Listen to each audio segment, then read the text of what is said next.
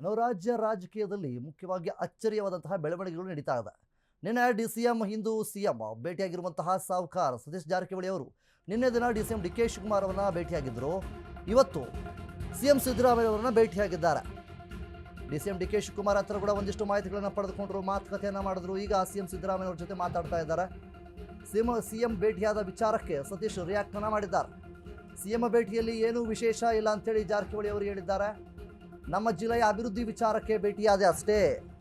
ನಮ್ಮ ಜಿಲ್ಲೆ ಬಗ್ಗೆ ಅಭಿವೃದ್ಧಿ ವಿಚಾರದ ಬಗ್ಗೆ ಭೇಟಿ ಮಾಡಿದ್ದೆ.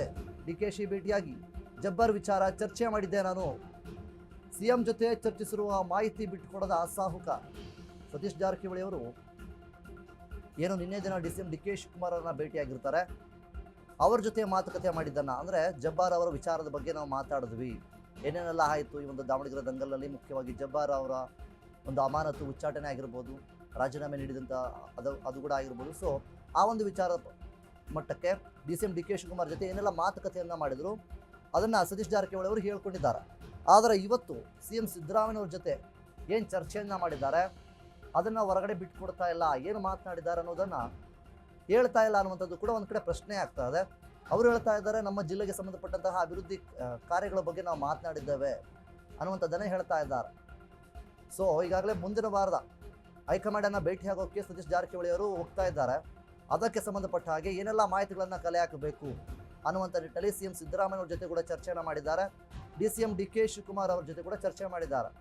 ಈಗ ಚರ್ಚೆ ಮಾಡಿದಂಥ ಸಂದರ್ಭದಲ್ಲಿ ನಿನ್ನೆ ದಿನ ಡಿಸಿಎಂ ಡಿ ಕೆ ಶಿವಕುಮಾರ್ ಜೊತೆ ಏನು ಚರ್ಚೆ ಮಾಡಿದ್ದಾರೆ, ಜಬ್ಬಾರ್ ಅವರ ವಿಚಾರದ ಬಗ್ಗೆ ಚರ್ಚೆ ಮಾಡಿದ್ದೀವಿ ಅನ್ನುವಂತಹ ಹೇಳಿಕೆ ಬಂದನ್ನು ನೀಡಿದ್ದಾರೆ.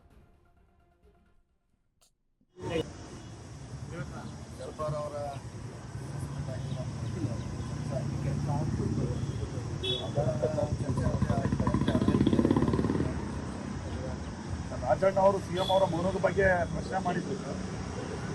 ಸಿದ್ದರಾಮಯ್ಯ ಅವರು ಆ ಮಟ್ಟಿಗೆ ಅಸಹಾಯಕರಾಗಿದ್ದಾರೆ ಅದು ಮಾಡಿದಾರ.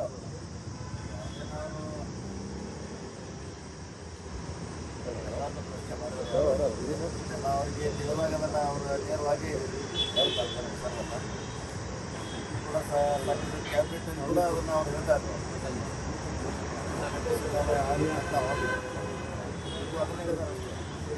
ಅದೇ ರೀತಿ ಪರಿಸ್ಥಿತಿ ಇದೆಯಾ ಸರ್? ಸಿಎಂ ಅವರು ಕಾಂಪ್ರಮೈಸ್ ಆಗಬೇಕಾಗ್ತದೆ. ಪಕ್ಷದಿಂದ ನಡೆಸಿಲ್ಲ ಸರ್ಕಾರ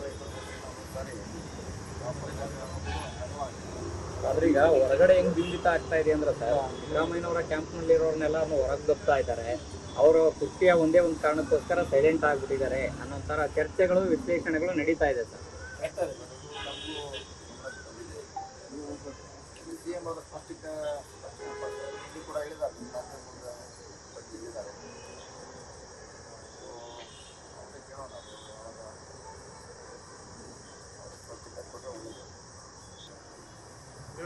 ಜಬ್ಬಾರ್ ಅವರ